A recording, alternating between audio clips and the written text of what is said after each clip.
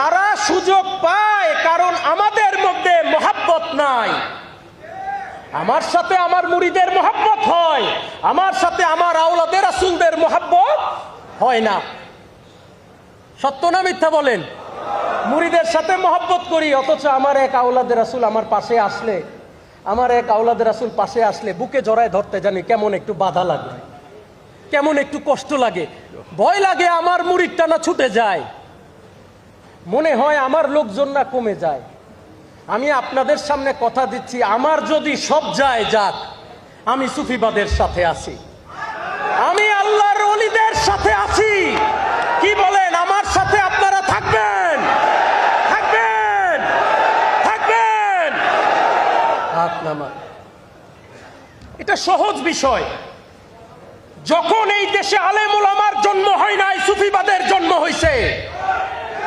যখন এই দেশে ফতুয়ার জন্ম হয় নাই, আল্লাহর ওলিদের সিনায় আল্লাহ বাস করেছে। করেছে না করে নাই?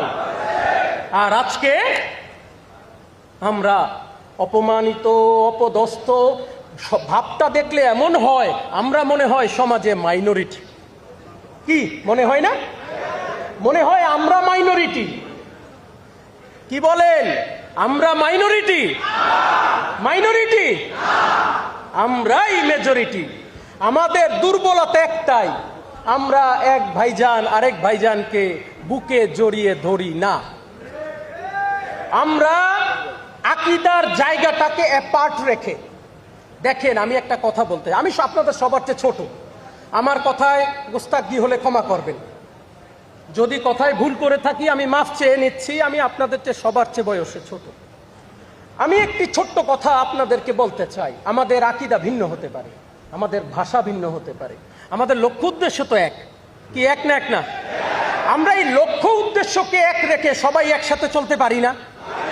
আমরা কেউ কাউকে মন্দ না বলি, যার যার কবরে তার তার কর্ম নিতে হবে। সত্য না মিথ্যা?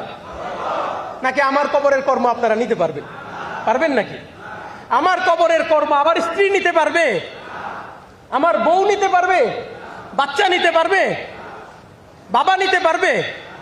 আমার কবরে তো আমি যাব। আমি যদি ভুল করে থাকি, ঠিক আছে, আমার আল্লাহ না হয় আমার বিচার করবে, আপনি আমারে লাঠি দিয়ে পিটানোর কি দরকার? কি বলেন, সত্য না মিথ্যা? আমার আল্লাহ আমার বিচার করবে, আমি আপনারা কেন কাফের ফতোয়া দেওয়ার দরকার? চলেন না আমরা এই দূরত্বটাকে ভুলে যাই। আমরা এইখানে আজকে আপনাদেরকে দাওয়াত করেছিলাম কোনো রাজনৈতিক উদ্দেশ্যে না, কোনো সংগঠনের উদ্দেশ্যে না।